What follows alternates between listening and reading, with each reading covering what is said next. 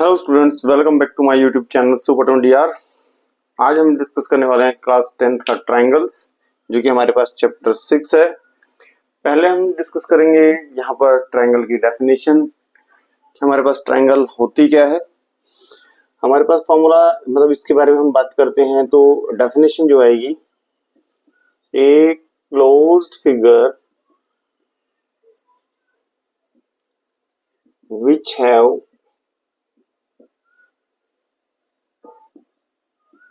three sides, three vertices and three angles, sum of whose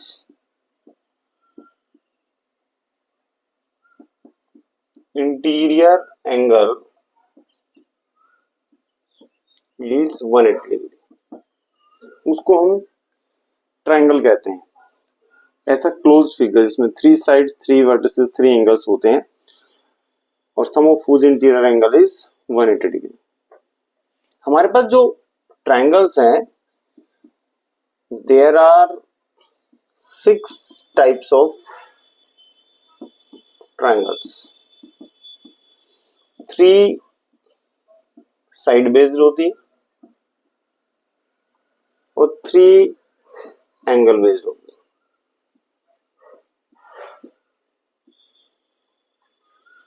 first हमारे पास है that is isosceles triangle. दूसरी हमारे पास है दैट इज स्केलन ट्रायंगल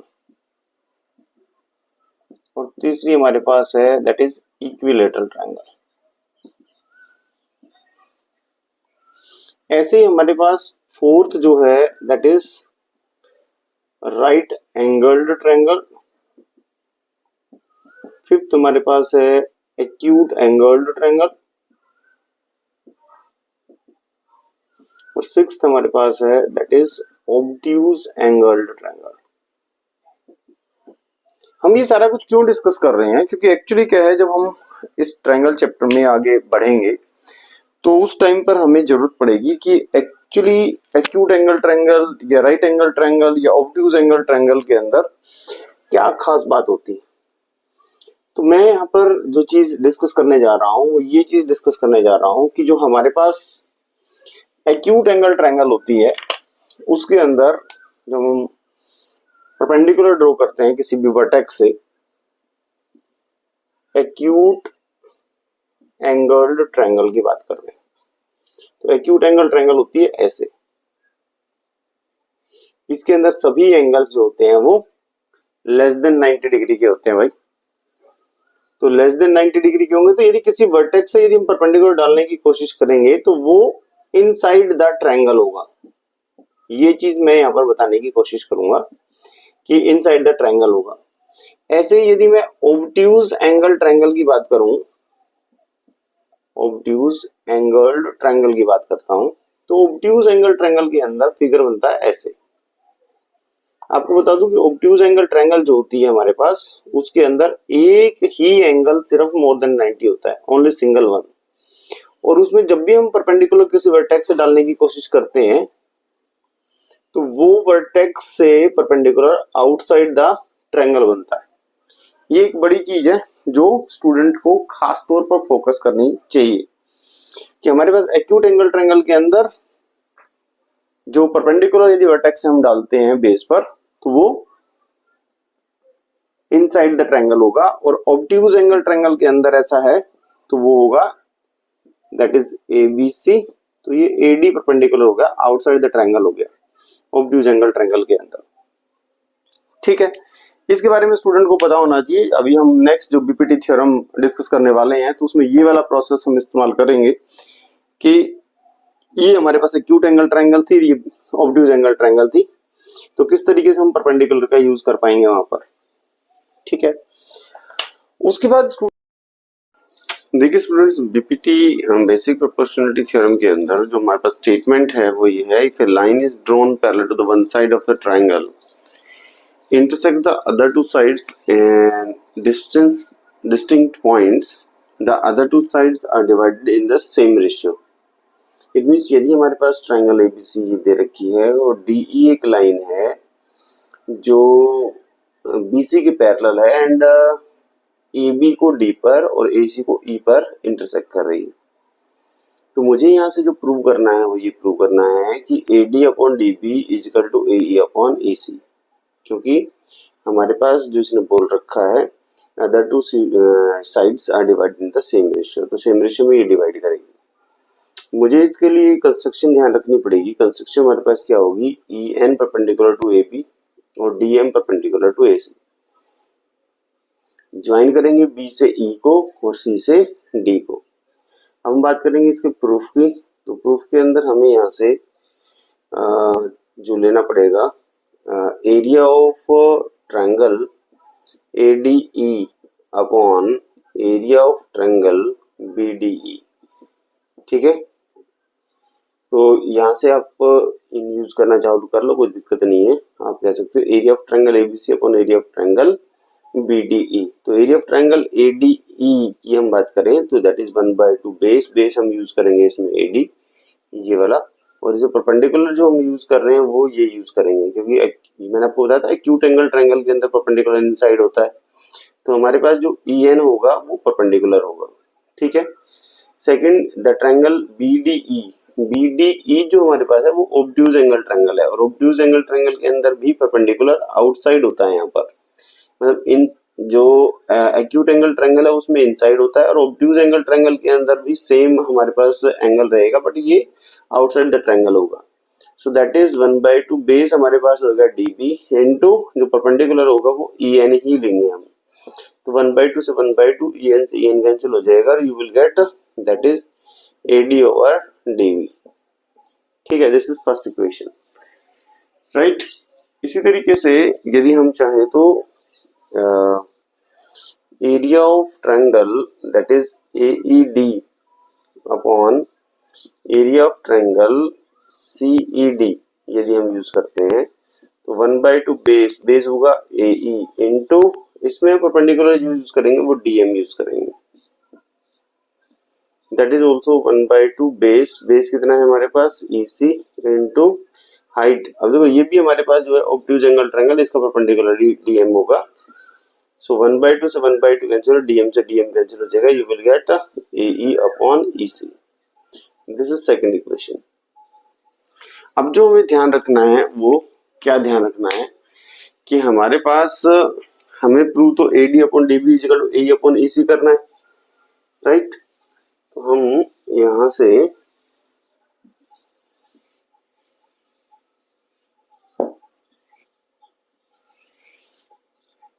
एक चीज कहेंगे कि एरिया ऑफ ट्रायंगल BDE और एरिया ऑफ ट्रायंगल CED ये इक्वल है। क्यों इक्वल है? आप कहेंगे same base and between same parallel lines, same base and between same parallel lines. यदि दो ट्रायंगल होती है तो उनका एरिया इक्वल होता है। इसे क्या करेंगे हम, जो हमारे पास सेकंड वाली वर्कशीट जो सेकंड वाली इक्वेशन है, इस सेकंड इक्वेशन में CED की जगह हम वैल्यू पुट कर देंगे BDE, तो ये हमारे पास बन जाएगा area of triangle AED upon area of triangle BDE, so that will be AE upon EC। ये सेकंड इक्वेशन। अब इसको हम थर्ड कह सकते हैं, थोड़ा इजी रहेगा। अब आप एक चीज देखिए कि from equation first and equation third, first equation और थर्ड इक्वेशन से क्या हम कह सकते हैं कि लेफ्ट हैंड साइड इक्वल है तो right hand side automatically equal होगा, so that will be AD over DB is equal to AE upon EC। और मुझे यही प्रूव करना था, हैंस प्रूव। तो जो थ्योरम हमारे पास है BPT उसका सॉल्यूशन तो यहाँ तक ही है, लेकिन यदि हम थोड़ा और आगे फर्दर एक्स्ट्रा कुछ सीखना चाहें that is the corollary part of this equation, जो भी हमारे पास यहाँ पर थ्योरम है, इस थ्योरम की हम बात कर रहे हैं, तो इस थ्योरम का कोरोलरी पार्ट है, या इससे आगे हम यदि बात करना चाहें तो ये कह सकते हैं देखिए यदि हम यहाँ पर adding one on both side कर दें, adding one on both sides, तो हमारे पास क्या आएगा, that is A D over D B is equal to, इसमें वन ऐड कर देते हैं, और एई अपॉन ईसी, इसमें वन ऐड कर देते हैं। यदि वन ऐड करेंगे तो एलसीएम आएगा हमारे पास DB, that is AD plus DB is equal to AE, इस अपॉन वन कर देंगे, प्लस ईसी ओवर ईसी। तो हमें पता है कि एडी ये यहाँ से यहाँ तक एडी है और डीबी यहाँ से यहाँ तक ये है। एडी प्लस डीबी हमारे पास क्या हो जाता है, A B, A B over D B is equal to, ये भी एई यहाँ से यहाँ तक है और ईसी यहाँ से यहाँ तक है, तो टोटल एसी हो गया हमारे पास, एसी ओवर ईसी। ठीक है, तो इस टाइप से हम कह सकते हैं, और मतलब हम और करके उल्टा करके भी लिख सकते हैं कि D B over A B is equal to EC over A C, वो भी हम कह सकते हैं, राइट। तो ये भी हमारे पास अनदर फॉर्म में यदि हम इसको कन्वर्ट करना चाहें, और करके हम लिखना चाहें इसको, तो और में हमारे पास क्या जाएगा, जैसे DB over AD is equal to EC over A, यहां से adding one on both side, तो वो हमारे पास क्या आएगा, DB over AD plus one is equal to EC over A plus one. तो सेम उसी टाइप से एलसीएम लेंगे, यहाँ पर एडी एलसीएम आएगा, DB plus AD is equal to EC plus A upon A. तो यहाँ से डीबी प्लस एडी हमारे पास क्या होगा, that will be AB upon AD is equal to AC, क्योंकि EC plus EC is this, E is this, दोनों को यदि हम ऐड करते हैं तो एसी अपॉन ए। और यदि आप चाहें तो इसको उल्टा करके, मतलब you can make it reciprocal, A D over A B is equal to A upon A C, ऐसा भी लिखा जा सकता है। ठीक है, नेक्स्ट हम बात करेंगे कन्वर्स की। कन्वर्स ऑफ बीपीटी को भी यूज कर सकते हैं हम।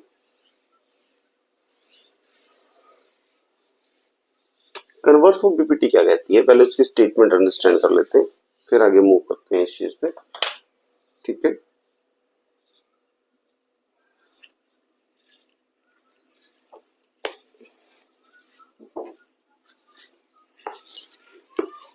कन्वर्स ऑफ बीपीटी कह रही है हमसे,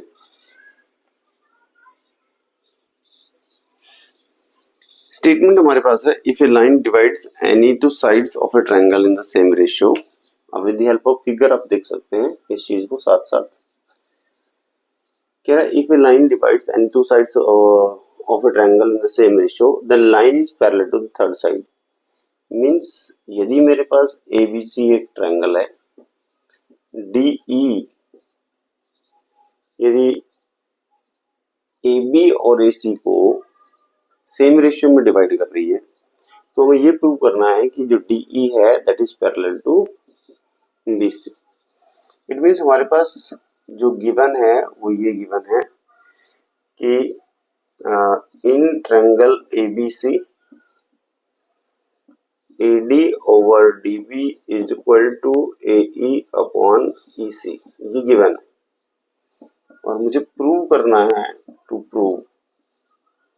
प्रूव करना है कि जो हमारे पास DE है that is parallel to BC होगा, DE is parallel to BC। तो जब हम प्रूफ करना है यहाँ पर, जो इसका प्रूफ देंगे हम, उसी के अंदर हम कंस्ट्रक्शन पार्ट क्या देंगे, रिलेट कर लेते हैं कि जो DE है is not parallel to BC, DE is not parallel to BC, DE BC के पैरेलल नहीं है। अच्छा, अब एक चीज देखिए, जब DC is not parallel to BC है तो इट मींस DE के पैरेलल BC के पैरेलल कोई एक अनदर लाइन जरूर होगी, then there will be another line which is parallel to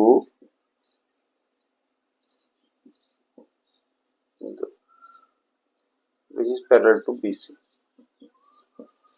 Let it be DE dash which is parallel to BC. ठीक है, यदि आप यहाँ पर इन ट्रायंगल ABC में if you are saying, यदि आप कह रहे हैं कि DE dash is parallel to BC है, then by BPT आप ये कह सकते हैं कि AD over DB is equal to AE dash upon E dash C. So this is second equation, ये first equation given है. If you see the left hand side, दोनों के left hand side को देखते हैं. So from equation first and second, यदि आप यहाँ से equation first और second को देखते हैं, right, तो आपके पास result क्या आएगा? यहाँ से आप कह सकते हो that will be AE upon EC is equal to A dash और E dash C. ठीक है, ये रिजल्ट आ जाएगा. यदि adding one on both side कर दें हम, adding one on both sides, तो ये क्या जाएगा? AE upon EC plus 1 AE dash over E dash C plus 1 जाएगा AE अपॉन EC, यहाँ से EC ऐड हो जाएगा दोनों तरफ, सॉरी इधर AE प्लस EC हो जाएगा अपॉन EC, यहाँ से AE dash plus E dash C over E dash C. ठीक है, यहाँ से हम ये कह सकते हैं. तो ओवरऑल रिजल्ट फिर आपके पास क्या आएगा आप देखेंगे तो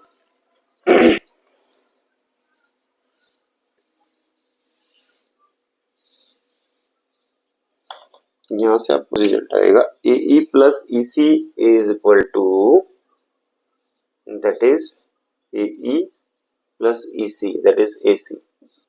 AC और EC is equal to AE dash plus E dash C. यदि AE डैश और E डैश C लेंगे तो भी AC आएगा over E dash C. Cancel हो जाएगा, 1 क्रॉस मल्टीप्लाई करोगे you will get E dash C is equal to EC.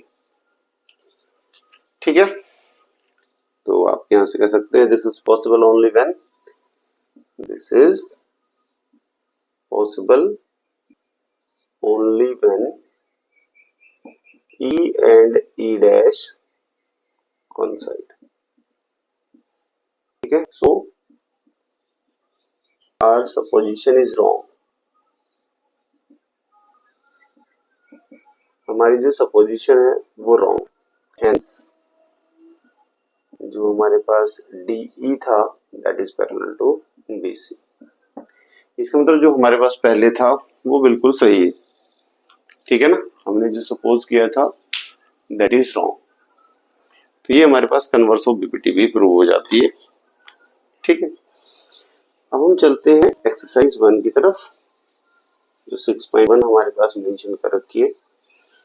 Right, exercise 6.1 में हमारे पास कुछ fill in the blanks given है. तो 6.1 की तरफ मूव कर लेते हैं. उसमें हमारे पास बहुत सिंपल सी चीजें गिवन है जिस पे हमें वर्क करना है. 6.1, तो 6.1 का जो फर्स्ट क्वेश्चन हमारे पास गिवन है, आप वहां से फिल इन द ब्लैंक्स देख सकते हैं. हमारे पास क्वेश्चन नंबर 1 ये इम्पोर्टेंट है, उसके अलावा तो नॉर्मल सी चीजें बता रखी है इसने. पहला जो पार्ट हमारे पास है उसमें हम इसमें फिल इन द ब्लैंक्स ही है. पहले क्या रखा है, ऑल द सर्कल्स आर, जितने भी सर्कल्स होते हैं वो कॉन्ग्रुएंट तो नहीं होते और सिमिलर हो सकते हैं. तो आप यहाँ से ऑल सर्कल्स आर यहाँ पर दे रखा है तो आप सिमिलर कहेंगे. क्यों सिमिलर कहेंगे आप? क्योंकि सर्कल्स जो हमारे पास, देखो इसका रेडियस मान लो 2 है, इसका रेडियस मान लो 6 है, तो ये 2 और 6 का रेशियो हम बात कर सकते हैं. ये सेम रेडियस वाले कॉन्ग्रुएंट हैं, इसलिए डेफिनेशन आपको क्लियर करी थी. तो यहाँ पर ये और ये कॉन्ग्रुएंट नहीं हो सकते, ये सिमिलर होते हैं. ठीक है, सेकंड पार्ट पे हम चलते हैं. ये हम स्क्वायर्स की भी बात करें, स्क्वायर्स की, तो स्क्वायर्स के अंदर भी हम सिमिलर ही कहेंगे. ऑल स्क्वायर्स आर, ये कॉन्ग्रुएंट नहीं हो सकती, सिमिलर ही होंगी, ठीक है। इस टाइप से हम डिस्कस कर सकते हैं और उसके साथ सिमिलर। नेक्स्ट हमारे पास जो थर्ड पार्ट दे रखा है उसमें all blank triangles are similar.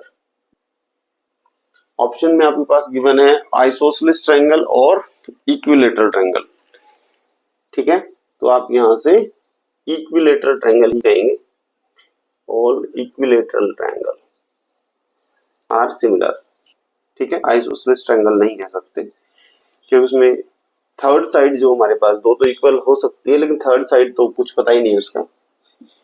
Fourth हमारे पास गिवन है two polygons of the same number of sides are similar. दो पॉलीगॉन्स हैं जिसकी same number of sides similar है, देयर कोरस्पॉन्डिंग एंगल्स आर, जिनके कोरस्पॉन्डिंग एंगल्स जो होंगे वो इक्वल होंगे और corresponding sides are in proportional. यहां पर हमारे पास गिवन है two polygons of same number of sides are similar, right. If number one given है देयर corresponding angles are, यहाँ आएगा इक्वल, ठीक है। और बी पार्ट दे रखा है their corresponding sides are in, यहाँ प्रोपोर्शनल आएगा, ठीक है। एक तरीके से सिमिलरिटी की डेफिनेशन ही है, वहीं पर हम डिस्कस कर सकते हैं इस चीज को। फिर हमारे पास यहाँ पर क्या रखा है कि हमने जो सेकंड क्वेश्चन है, सेकंड क्वेश्चन में give two different examples of pair of the similar figures, ठीक है। सेकंड क्वेश्चन के अंदर हमने जो डिस्कशन है यहाँ पर वो इस टाइप से दे रखा है कि हमें दो different example of pair of similar figures की हम बात कर सकते हैं। सेकंड, तो सिमिलर फिगर्स में आप यहाँ पर एग्जांपल्स ले सकते हो। सिमिलर में दो सर्कल आप यूज कर सकते हैं, दो स्क्वायर्स यूज कर सकते हो,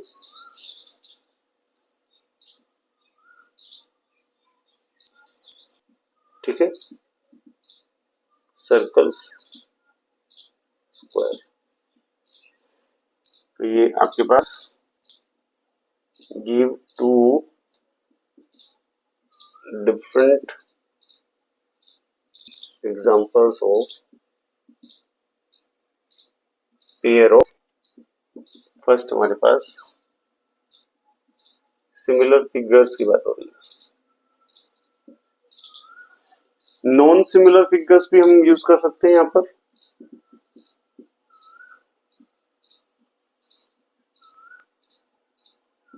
नॉन सिमिलर फिगर में तो कुछ भी ले सकते हो आप, लाइक ये रहने दो बेशक आप, यहाँ स्क्वायर आ जाएगा और ये रेक्टेंगल आ जाएगा, ठीक है ना। इस टाइप से आप यूज कर सकते हैं, यहाँ square, this is rectangle, right. ऐसे ही हम और भी एग्जांपल ले सकते हैं।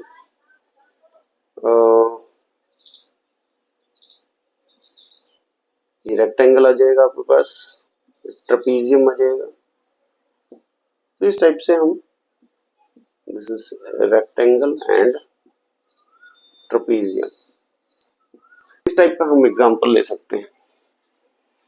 क्वेश्चन नंबर थर्ड हमारे पास जो दिखा रखा है, ये पैरेललोग्राम ले लीजिए, आप लेना चाहें तो कोई दिक्कत नहीं है, ठीक है ना।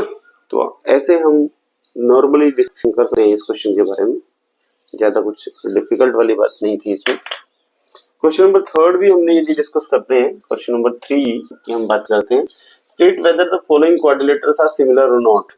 अब ये हमारे पास एक